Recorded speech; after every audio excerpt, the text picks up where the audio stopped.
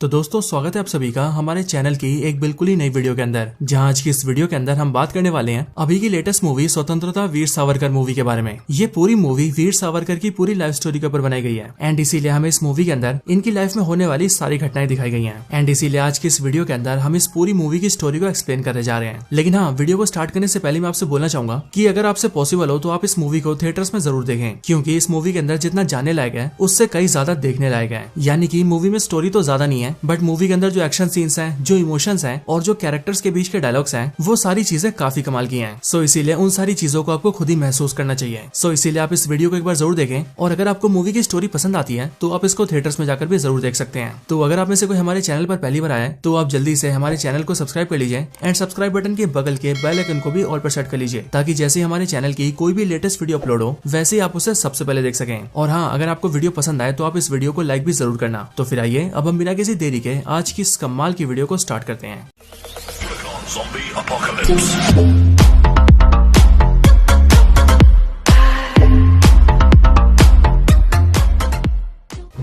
तो इस मूवी की स्टार्टिंग होती है साल 1897 से एंड ये वही टाइम होता है जिस टाइम पर इंडिया के अंदर प्लेग पैंडेमिक फैला होता है और उसी पैंडेमिक के चलते इंडिया के अंदर बहुत सारे लोगों की जान गई थी। इसी टाइम पर हम वीर सावरकर को देखते हैं और यहीं पर ही हमें उनकी फैमिली के बारे में पता लगता है। हम ये जानते हैं कि वीर सावरकर का पूरा नाम विनायक सावरकर है एंड उनके दो भाई होते हैं। एक भाई उनसे बड़ा होता है और एक भाई उनसे छोटा होता है और बड़े भाई का नाम होता है गणेश सावरकर और छोटे भाई का नाम होता है नारायण सावरकर और जो इन तीनों के पिता होते हैं उनका नाम होता है दामोदर सावरकर। और अगर बात करें विनायक सावरकर की, तो अब क्योंकि इनका नाम मूवी में बहुत जगह आने वाला है इसीलिए हम उन्हें उसी नाम से बुलाएंगे जिस नाम से ज्यादातर लोग इन्हें जानते हैं, यानी कि वीर सावरकर नाम से। यहाँ पर हमें देखते हैं कि वीर सावरकर के फादर को भी प्लेग हो जाता है एंड इसीलिए जिसे जैसे भी प्लेग हुआ होता है ब्रिटिश गवर्नमेंट के सोल्जर्स उन सभी को ढूंढ ढूंढ कर निकालती है और उन सभी को जला देती है। और ये बेसिकली इंडियंस के ऊपर ब्रिटिश का बहुत बड़ा अत्याचार होता है, लेकिन कोई भी इस अत्याचार को रोक नहीं पाता। इसके साथ ही हमें देखते हैं कि ब्रिटिश गवर्नमेंट के सोल्जर्स इंडियंस के साथ बहुत बुरा बिहेव करते हैं। वो इंडियंस को मारते हैं, अब्यूज करते हैं और यहाँ तक कि वुमेन्स को तो फिजिकली अब्यूज भी करते हैं। एंड वीर सावरकर ये सारी चीजें देखते हैं और इसीलिए अपने टीनेज के टाइम पर वो एक कसम खाते हैं और खुद से वादा लेते हैं कि वो ब्रिटिश गवर्नमेंट को हटाकर रहेंगे और अपने देश के अंदर स्वराज स्थापित करेंगे, यानी कि हमारा देश हमारी सरकार। और इस तरह से वो पूरे भारत को ब्रिटिश गवर्नमेंट से आजादी दिलाएंगे और अखंड भारत की स्थापना करेंगे। हम ये देखते हैं कि अपने इस एम को पूरा करने के लिए वीर सावरकर बचपन से अपने ग्रुप बनाने लगते हैं और अपने जैसे कई सारे लड़कों को ग्रुप का मेंबर बना देते हैं। इसके साथ ही वीर सावरकर अपने सारे साथियों को ट्रेनिंग भी देते हैं और उन्हें हथियारों के बारे में भी बताते हैं। इसके बाद कई साल बीत जाते हैं एंड फिर उसके बाद हम ये देखते हैं कि अब वीर सावरकर जवान हो चुके हैं एंड इसीलिए वीर सावरकर की शादी हो जाती है। बट यहाँ हम ये देखते हैं कि वीर सावरकर की जिससे शादी होती है वो असल में अंकिता लोखंडे होती है, यानी कि अंकिता लोखंडे को इस मूवी के अंदर वीर सावरकर की वाइफ के तौर पर दिखाया गया है। इसके कुछ टाइम बाद हमें देखते हैं कि वीर सावरकर की इंडिया में पढ़ाई पूरी हो जाती है एंड इसीलिए वो ये डिसाइड करते हैं कि अब वो लॉ की पढ़ाई करेंगे और इसके लिए वो लंदन जाएंगे ताकि वो लंदन से लॉ की पढ़ाई करके ब्रिटेन के लोगों का सारा लॉ जान सके एंड फिर पढ़े लिखे होने के बाद वो इंडिया के अंदर ब्रिटिश गवर्नमेंट को चैलेंज कर सकते हैं। लेकिन लंदन जाने से पहले वीर सावरकर और उनके बड़े भाई लोकमान्य तिलक से मिलते हैं। अब जैसा कि आप सभी जानते हैं कि लोकमान्य तिलक भी भारत के एक बहुत ही बड़े फ्रीडम फाइटर रह चुके हैं एंड वो भी वीर सावरकर के टाइम पर ही देश को आजाद कराने के लिए कोशिशें कर रहे होते हैं। यहाँ लोकमान्य तिलक से मिलने के बाद वीर सावरकर और उनके बड़े भाई दोनों उन्हें ज्वाइन कर लेते हैं और वो दोनों भी उनके ग्रुप का हिस्सा बन जाते हैं एंड वो अपने ग्रुप का नाम देते हैं अभिनव भारत। यहीं पर ही लोकमान्य तिलक वीर सावरकर से कहते हैं कि अगर वो लंदन जा रहे हैं तो लंदन में उनके एक दोस्त रहते हैं और उनके दोस्त के साथ बहुत सारे फ्रीडम फाइटर्स रहते हैं और वो सारे भी जवान ऐसे लोग हैं जो कि वैसे तो लंदन के अंदर पढ़ाई कर रहे हैं, लेकिन वो सभी देश के लिए मर मिटने के लिए तैयार हैं, ठीक बिल्कुल वीर सावरकर की तरह। एंड इसीलिए लोकमान्य तिलक वीर सावरकर से कहते हैं कि लंदन जाकर वो भी उनके दोस्त से मिले। इसके बाद वीर सावरकर लंदन आ जाते हैं एंड लंदन में आकर वो लोकमान्य तिलक के दोस्त से मिलते हैं और वहीं पर रहने वाले अपने सारे साथियों से भी मिलते हैं, यानी कि वो साथी जो कि उन्हीं की तरह फ्रीडम फाइटर्स होते हैं। और इसके साथ ही साथ वो यहाँ पर अपनी पढ़ाई भी पूरी करते हैं। लंदन में वीर सावरकर लॉ की पढ़ाई करते हैं, बट उसके साथ ही वो अपने हॉस्टल के अंदर जितने भी इंडियन लड़के होते हैं उन सभी को स्वराज का मतलब सिखाते हैं एंड उन सभी को एनकरेज करने की कोशिश करते हैं ताकि वो लोग भी इंडिया को आजाद कराने में साथ दें। लेकिन इस बारे में उनके कॉलेज की अथॉरिटीज को पता लग जाता है एंड इसीलिए वो वीर सावरकर को ऐसा करने से रोकते हैं और उन्हें हॉस्टल से बाहर निकालकर उनके ऊपर 10 रुपए का फाइन लगा देते हैं। और मैं आपको बता दूं कि उस टाइम पर 10 रुपए बहुत ही बड़ा अमाउंट होता था। मान लीजिए आज के समय के 5,000 या 6,000 रुपए या शायद उससे भी ज्यादा। हालांकि हॉस्टल से निकाले जाने के बाद भी वो अपने कॉलेज की पढ़ाई को कंटिन्यू रखते हैं, लेकिन दूसरी तरफ वो अपने लंदन के साथियों के साथ मिलकर अंग्रेजों के खिलाफ कई सारी योजनाएं बनाते हैं। इसी टाइम पर वीर सावरकर की विचारधारा काफी ज्यादा फेमस हो जाती है और क्योंकि वो इंडिया के अंदर अंग्रेजों के खिलाफ काफी स्ट्रिक्टली खड़े होते हैं, इसीलिए बहुत सारे इंडियंस और फ्रीडम फाइटर्स उन्हें जानने लगते हैं। इसी टाइम पर गांधी जी को भी वीर सावरकर के बारे में पता लगता है एंड इसीलिए वो भी लंदन में वीर सावरकर से मिलने आते हैं। बट यहाँ पर जब गांधी जी वीर सावरकर से मिलते हैं तो इन दोनों की बातों से हमें इन दोनों की आइडियोलॉजी पता लगती है, क्योंकि गांधी जी वीर सावरकर से बोलते हैं कि उनमें से किसी को भी हिंसा नहीं करनी चाहिए, सभी को अहिंसा अपनानी चाहिए और अहिंसा को परम धर्म समझना चाहिए। इसके साथ ही गांधी जी वीर सावरकर से ये भी कहते हैं कि उन सभी इंडियन फ्रीडम फाइटर्स को मिलकर ब्रिटिश गवर्नमेंट का साथ देना चाहिए, क्योंकि गांधी जी का ऐसा मानना है कि अगर वो सारे इंडियंस मिलकर ब्रिटिश का साथ देंगे तो उसके बाद आगे चलकर ब्रिटिश गवर्नमेंट उनकी बात जरूर सुनेगी और उन्हें अपनी बात रखने का मौका देगी। लेकिन वीर सावरकर जो थे वो इसका बिल्कुल उल्टा सोचते थे, और ऐसा इसीलिए क्योंकि वीर सावरकर गांधी जी से कहते हैं कि उनके हिसाब से अहिंसा से कुछ भी नहीं होने वाला, और अगर उन सबने अहिंसा अपनाई तो उससे कोई रास्ता नहीं निकलेगा। और वो इसीलिए क्योंकि अगर वो लोग अंग्रेजों को कुछ नहीं करेंगे और उनके खिलाफ सख्ती नहीं दिखाएंगे और सारे भारतीय एक साथ मिलकर अंग्रेजी सरकार के खिलाफ नहीं खड़े होंगे तो इससे अंग्रेजी सरकार का कुछ नहीं बिगड़ेगा और वो आगे भी सालों तक हम पर राज करते रहेंगे। एंड इसीलिए अहिंसा से ना तो हमें आजादी मिलेगी और ना ही अंग्रेजों से छुटकारा। इसके आगे वीर सावरकर गांधी जी से कहते हैं कि वो एक ऐसी सेना बना रहे हैं जिसमें वो सभी ऐसे लोगों को शामिल करेंगे जो कि न सिर्फ अंग्रेजों से लड़ेंगे बल्कि उन्हें मारकर अपनी आजादी को छीनेंगे भी, क्योंकि आजादी उन सभी भारतीयों का अधिकार है। वीर सावरकर की इन बातों को सुनकर गांधी जी वहाँ से चले जाते हैं एंड जाने से पहले वो वीर सावरकर से कहते हैं कि वो इस बात को तो मानते हैं कि वीर सावरकर एक बहुत ही अच्छे क्रांतिकारी हैं, लेकिन वो उनकी विचारधारा से सहमत नहीं है। इन सब के आगे हम ये देखते हैं कि वीर सावरकर और उनके सारे साथी मिलकर एक प्लान बनाते हैं, और क्योंकि उन सभी को ब्रिटिश गवर्नमेंट को एक बड़ा झटका देना होता है इसीलिए वो लोग डिसाइड करते हैं कि वो सब मिलकर विलियम वाइली को मार देंगे, जो कि ब्रिटिश गवर्नमेंट के अंदर एक काफी बड़े ओहदे पर होता है। यहीं पर ही वीर सावरकर का एक साथी होता है जिसका नाम होता है मदन लाल ढिंगड़ा, और अगर आप सभी इनके बारे में गूगल सर्च करेंगे तो अभी भी आपको इनके बारे में सब पता लग जाएगा। वीर सावरकर के सारे साथियों में मदन लाल ढिंगड़ा डिसाइड करते हैं कि वो खुद ही बंदूक लेकर जाएंगे और विलियम वाइली को जान से मार देंगे। एंड फिर इसके लिए वो ऐसा ही करते हैं और विलियम वाइली को गोलियां मारकर जान से मार देते हैं। लेकिन ऐसा करने के दौरान ही वो पकड़े जाते हैं, जिस वजह से उनका कोर्ट में ट्रायल होता है और ब्रिटेन की सरकार उन्हें फांसी दे देती है। सावरकर जी को जैसे इस बारे में पता लगता है वैसे ही वो अपने साथी की फांसी की खबर से बहुत दुखी होते हैं, और ऐसा इसलिए भी क्योंकि मदन लाल ढिंगड़ा उनके काफी करीबी दोस्त होते हैं। और वैसे मदन लाल जी की उम्र भी काफी कमी होती है एंड वो भी लंदन में वीर सावरकर की तरह ही पढ़ाई करने आए होते हैं, लेकिन उनके अंदर भी देशभक्ति का जज्बा होता है, इसीलिए वो बहुत ही कम उम्र के अंदर खुद को कुर्बान कर देते हैं। हालांकि ये सब देखकर ब्रिटेन की गवर्नमेंट रुकती नहीं है एंड इसीलिए वो इंक्वायरी बिठाती है, जिस इंक्वायरी में पता लगता है कि जिस व्यक्ति ने विलियम वाइली को मारा है यानी कि मदन लाल ढिंगड़ा ने, उनके काफी सारे और भी इंडियन साथी हैं एंड वो सारे साथी भी वैसे तो लंदन में पढ़ाई कर रहे हैं, लेकिन वो एक साथ मिलकर अंग्रेजों को मारने की साजिश कर रहे हैं। एंड इसीलिए इस बात का पता लगता ही अंग्रेज वीर सावरकर को भी ढूंढने लगते हैं ताकि वो उन्हें भी पकड़कर जेल में डाल दें। ये देखकर वीर सावरकर के साथियों से कहते हैं कि उन्हें ब्रिटेन से निकल जाना चाहिए और बगल के देश फ्रांस में चले जाना चाहिए ताकि अंग्रेज उन्हें पकड़कर जेल में डाल सके और वो बाहर रहकर अपने क्रांतिकारी के काम को ऑपरेट कर सकें। लेकिन वीर सावरकर ये डिसाइड करते हैं कि वो ऐसा नहीं करेंगे, और ऐसा इसीलिए क्योंकि ब्रिटिश गवर्नमेंट से बचने के लिए उन्हें ब्रिटेन से बाहर जाना पड़ेगा, और अगर वो ब्रिटेन से बाहर चले जाते हैं तो ऐसे में उनका काम करना मुश्किल हो जाएगा। इसके लिए जरूरी यही है कि वो ब्रिटेन में ही रहे। एंड इसके लिए वीर सावरकर ये डिसाइड करते हैं कि अगर ब्रिटिश गवर्नमेंट उन्हें ढूंढ रही है तो वो खुद ही जाकर सरेंडर कर देंगे, जिससे कि उन्हें सिर्फ 2-3 साल की सजा होगी और फिर उसके बाद वो बाहर आ जाएंगे एंड देन फिर से अपने क्रांतिकारी के काम को पूरा करेंगे। ये सोचकर वीर सावरकर सरेंडर कर देते हैं। लेकिन जब ब्रिटिश गवर्नमेंट उन्हें पकड़ती है तब उन्हें इस बारे में भी पता लग जाता है कि वीर सावरकर इंडिया के अंदर भी ब्रिटिश गवर्नमेंट के खिलाफ काफी बार खड़े हो चुके हैं। एंड इसीलिए ब्रिटेन के अंदर जब वीर सावरकर के ऊपर ट्रायल चलाया जाता है तब कोर्ट में ये फैसला दिया जाता है कि वीर सावरकर काफी खतरनाक आदमी है एंड इसीलिए उन्हें ब्रिटेन में नहीं रखा जाएगा और इसके लिए उन्हें इंडिया में डिपोर्ट किया जा रहा है। इसके बाद वीर सावरकर को डिपोर्ट करके एक पानी के जहाज के जरिए इंडिया लाया जा रहा होता है। लेकिन वीर सावरकर इस बात से बहुत नाखुश होते हैं क्योंकि वो ये चाहते थे कि वो अंग्रेजों के खिलाफ खड़े रहने के लिए ब्रिटेन में ही रहे। एंड इसके लिए वो जिस जहाज से जा रहे होते हैं उस जहाज से कूदकर वो भागने की भी कोशिश करते हैं, लेकिन उस जहाज के अंदर जो सिपाही होते हैं वो उन्हें पकड़कर वापस ले जाते हैं। इसके बाद वीर सावरकर को इंडिया लाया जाता है और इंडिया में लाकर उन्हें उम्र कैद की सजा दी जाती है और उन्हें सीधा काले पानी की जेल में डाल दिया जाता है। अब जो लोग नहीं जानते उन्हें मैं बता दूं कि काले पानी की जेल इंडिया के पोर्ट ब्लेयर में है और ये बेसिकली एक ऐसी जेल है जो कि चारों तरफ से पानी से घिरा हुआ है। इसके साथ ही इस जेल के अंदर अंग्रेजी सरकार उन कैदियों को लाती थी जो कि काफी बड़े फ्रीडम फाइटर्स होते थे एंड इसीलिए उनसे डरकर अंग्रेजी सरकार उन्हें यहाँ पर कैद करती थी। वीर सावरकर को जब काले पानी की जेल में लाया जाता है तब यहाँ पर उनकी बहुत बुरी हालत की जाती है। उन्हें एक ऐसे सेल के अंदर कैद कर दिया जाता है जहाँ हवा तो बहुत दूर की बात है बल्कि वहाँ धूप तक नहीं आती है और हमेशा अंधेरा ही रहता है। इसके साथ ही ना तो उन्हें खाना दिया जाता है और ना ही पानी, और जब दिन में एक बार जब उन्हें खाने के लिए दिया भी जाता है तब उन्हें जानबूझकर कीड़े खाने के लिए दिया जाता है। इसके बाद वीर सावरकर को काफी महीनों बाद इस सेल से निकाला जाता है और नॉर्मल कैदियों के साथ रखा जाता है। बट फिर इसी दौरान वो ये देखते हैं कि उनके बड़े भाई भी इसी जेल के अंदर है और फिर अपने बड़े भाई से मिलकर उन्हें पता लगता है कि जब वीर सावरकर लंदन पढ़ाई करने गए थे तब उसी दौरान उनके बड़े भाई इंडिया से अपने क्रांतिकारी के काम को ऑपरेट कर रहे थे और ब्रिटिश गवर्नमेंट के खिलाफ खड़े थे। लेकिन ब्रिटिश गवर्नमेंट ने किसी तरह से उन्हें पकड़ लिया और उन्हें भी यहाँ काले पानी की जेल में डाल दिया। इसके बाद हम ये देखते हैं वीर सावरकर को बहुत बारी उस काली जेल में डाला जाता है, यानी कि उसी सेल में जिस सेल में हवा या धूप तक नहीं आती। यहाँ पर वीर सावरकर 15 साल बिताते हैं। लेकिन इन 15 सालों की जेल काटने के दौरान वीर सावर अंग्रेजों से रिक्वेस्ट करके अपने लिए कॉपी पेन मंगवा लेते हैं एंड इसीलिए वो जेल से ही कई सारी किताबें लिखते हैं जो किताबें इंडिया के यूथ के अंदर काफी पॉपुलर होती है। इसके साथ ही आम इंडियंस को वीर सावरकर की सिचुएशन पता लगती है और वो सभी ये जानते हैं कि इंडिया का एक ऐसा क्रांतिकारी अधिकारी है जो कि इंडिया को आजाद कराने के लिए काले पानी की सजा भुगत रहा है। और सिर्फ वीर सावरकर ही नहीं बल्कि उनके जैसे वहाँ पर और भी बहुत सारे लोग हैं जो कि इंडिया की आजादी के लिए वहाँ काले पानी की सजा भुगत रहे हैं। एंड इसीलिए इन सब चीजों की वजह से पूरे इंडिया के अंदर वीर सावरकर की पॉपुलैरिटी बढ़ने लगती है और जो जवान जवान लड़के होते हैं वो उनकी किताबों को पढ़ के बहुत ज्यादा इंस्पायर हो जाते हैं और इसीलिए वो लोग ब्रिटिश गवर्नमेंट के ऊपर बहुत ज्यादा प्रेशर बना देते हैं, जिस वजह से ब्रिटिश गवर्नमेंट को 15 साल होने के बाद वीर सावरकर और उनके बड़े भाई को रिहा करना पड़ता है। लेकिन ब्रिटिश गवर्नमेंट वीर सावरकर को छोड़ते टाइम उन पे 2 शर्तें लगा देती है। पहली शर्त तो ये होती है कि वो अपने गाँव या शहर से बाहर नहीं जा सकते और दूसरी शर्त ये होती है कि वो अब ना ही कोई ग्रुप बना सकते हैं और ना ही किसी ग्रुप का मेंबर बन सकते हैं, और अगर वो ऐसा कुछ भी करते हुए पाए जाते हैं तो उन्हें फिर से जेल में डाल दिया जाएगा। और ब्रिटिश गवर्नमेंट ऐसा इसीलिए करती है क्योंकि उन्हें भी ये पता होता है कि वीर सावरकर एक ऐसे इंसान है जो कि न सिर्फ बहुत ही इंटेलिजेंट है बल्कि इसके साथ ही वो बहुत ही महान लीडरशिप क्वालिटीज वाले इंसान भी हैं। और इसीलिए अगर उन्हें खुला छोड़ दिया गया तो वो बहुत ही कम टाइम के अंदर इंडियंस को अपने साथ कर लेंगे और सभी को ब्रिटिश गवर्नमेंट के खिलाफ कर देंगे। इन सारी शर्तों की वजह से वीर सावरकर ज्यादा कुछ तो नहीं कर पाते लेकिन तब भी वो अपनी किताबों को पूरा करते हैं। इसके बाद एक दिन हम ये देखते हैं कि वीर सावरकर से मिलने के लिए एक इंसान आता है और वो और कोई नहीं बल्कि भगत सिंह होते हैं। भगत सिंह यहाँ पर आकर वीर सावरकर से कहते हैं कि वो उनसे बहुत ज्यादा इंस्पायर्ड है, उन्होंने उनकी सारी किताबें पढ़ी है और वो वीर सावरकर को बहुत मानते हैं। लेकिन वीर सावरकर भगत सिंह की बातों पर ज्यादा ध्यान नहीं देते और वो भगत सिंह से कहते हैं कि बड़ी बड़ी बातें करना तो बहुत आसान है, अगर तुमने कुछ किया है तो वो बताओ। ये सुनते भगत सिंह उन्हें बताते हैं कि भगत सिंह ने ब्रिटिश गवर्नमेंट के असिस्टेंट सुपरिटेंडेंट जॉन सॉन्डर्स को मारा है जो कि अंग्रेजी सरकार का एक बहुत ही बड़ा ऑफिसर होता है। और इसके साथ ही भगत सिंह उनसे ये कहते हैं कि उन्होंने उस अंग्रेज को वैसे ही मारा है जैसा कि मदन लाल ढिंगड़ा जी ने मारा था। मदन लाल ढिंगड़ा की बात सुनते ही वीर सावरकर को रोना आ जाता है और इसीलिए वो भगत सिंह को गले लगाकर रोने लगते हैं और इसके साथ ही वो भगत सिंह की तारीफ भी करते हैं। साथ ही साथ वो भगत सिंह से ये भी कहते हैं कि वो चंद्रशेखर आजाद के बारे में भी सुनते आए हैं और इसीलिए वो ये कहना चाहेंगे कि भगत सिंह, सुखदेव, राजगुरु और चंद्रशेखर आजाद ये सभी लोग बहुत ही अच्छा काम कर रहे हैं और उन सबको आगे भी इसी तरह से अंग्रेजों के खिलाफ खड़े रहना होगा। बट इसके आगे के सीन में हम ये देखते हैं कि अंग्रेजों से बगावत के दौरान ही चंद्रशेखर आजाद, भगत सिंह, राजगुरु, सुखदेव और इन जैसे दूसरे क्रांतिकारियों की जान चली जाती है और जैसे ही वीर सावरकर को एक खबर मिलती है वैसे ही वो बहुत ज्यादा दुखी भी होते हैं। अब इसके साथ ही बात करें दूसरी तरफ की तो इस टाइम पर पूरी दुनिया में काफी ज्यादा अशांति होती है। पूरी दुनिया वर्ल्ड वॉर 1 को लड़ चुकी होती है और सभी को दूसरा वर्ल्ड वॉर होने की काफी ज्यादा उम्मीदें होती हैं। इसके बाद कई साल बीत जाते हैं और फिर इसीलिए वीर सावरकर के ऊपर से सारी शर्तें हटा ली जाती है, जिसका मतलब शर्तें हटने के बाद वीर सावरकर आम जिंदगी जी सकते थे, यानी कि अब वो कहीं भी आ जा सकते थे और अपने लिए ग्रुप भी बना सकते थे। और वीर सावरकर बिल्कुल ऐसा ही करते हैं, वो अपने कई सारे साथियों को एक साथ जोड़कर एक नई सेना बनाते हैं और फिर इसीलिए वीर सावरकर ऐसा ही करते हैं और वो हिंदू महासभा को ज्वाइन कर लेते हैं। अब मैं आपको बता दूं कि हिंदू महासभा उस टाइम की एक ऐसी पार्टी होती है जिस पार्टी के सारे मेंबर्स अंग्रेजों के खिलाफ होते हैं एंड इसीलिए वीर सावरकर भी इन्हें ज्वाइन कर लेते हैं। इसके साथ साथ इंडिया में 2 और पार्टीज बन चुकी होती हैं, जिनमें से एक होती है कांग्रेस और दूसरी होती है मुस्लिम लीग। एंड यहाँ पर हम ये भी जानते हैं कि मुस्लिम लीग को मोहम्मद अली जिन्ना ऑपरेट करते हैं और कांग्रेस को महात्मा गांधी और जवाहरलाल नेहरू। इस दौरान और कई साल बीत जाते हैं जिनमें और भी कई सारे इवेंट्स होते हैं, लेकिन फिर वो वक्त आ जाता है जब वर्ल्ड वॉर 2 स्टार्ट होता है एंड इसीलिए वर्ल्ड वॉर 2 के स्टार्ट होता ही ब्रिटिश गवर्नमेंट इंडियंस को ट्रेन करके उन्हें अपने लिए वॉर में यूज करती है। ये सब देखकर वीर सावरकर ये कहते हैं कि ब्रिटिश गवर्नमेंट को इंडियंस को ट्रेनिंग देना चाहिए और जैसे इंडियंस को ट्रेनिंग मिले वैसे सभी इंडियंस को हमारा साथ देना चाहिए, जिसके बाद ट्रेंड सोल्जर्स के साथ और सारे वेपन्स के साथ हम अंग्रेजों का सामना कर सकते हैं और उनसे अपनी आजादी ले सकते हैं। इसके साथ ही इसी टाइम पर वीर सावरकर को हिंदू महासभा का प्रेसिडेंट बना दिया जाता है और क्योंकि उनका ये आइडिया बहुत ही अच्छा होता है इसीलिए पूरी हिंदू महासभा इस बात के लिए राजी हो जाती है। लेकिन जब ये बात दूसरे पार्टीज तक जाती है तब इसमें सभी पार्टियों का समर्थन नहीं होता। लेकिन इसी टाइम पर कहीं ना कहीं अंग्रेज ये समझ जाते हैं कि अगर उन्हें इंडियन सोल्जर्स चाहिए तो उन्हें इंडिया की इन तीनों पार्टीज का समर्थन चाहिए होगा एंड इसीलिए ब्रिटिश गवर्नमेंट इन तीनों पार्टीज के लीडर्स को बुलाती है, जिसमें वीर सावरकर, मोहम्मद अली जिन्ना, महात्मा गांधी और नेहरू होते हैं। और अंग्रेज यहाँ पर ये प्रस्ताव रखते हैं कि अगर इंडिया के सोल्जर्स उनका साथ देंगे और उन्हें वॉर में जितवा देंगे तो वॉर जीतने के बाद ब्रिटिश इंडिया को छोड़ के चले जाएंगे। और इसलिए ब्रिटिश गवर्नमेंट उन तीनों पार्टी से चाहती है कि वो तीनों ब्रिटिश गवर्नमेंट को अपना समर्थन दे, क्योंकि उनका समर्थन मतलब पूरे इंडिया का समर्थन। अंग्रेजों का प्रस्ताव सुनकर तीनों पार्टीज के लीडर आपस में मीटिंग करते हैं, लेकिन इस मीटिंग के अंदर वीर सावरकर ये कहते हैं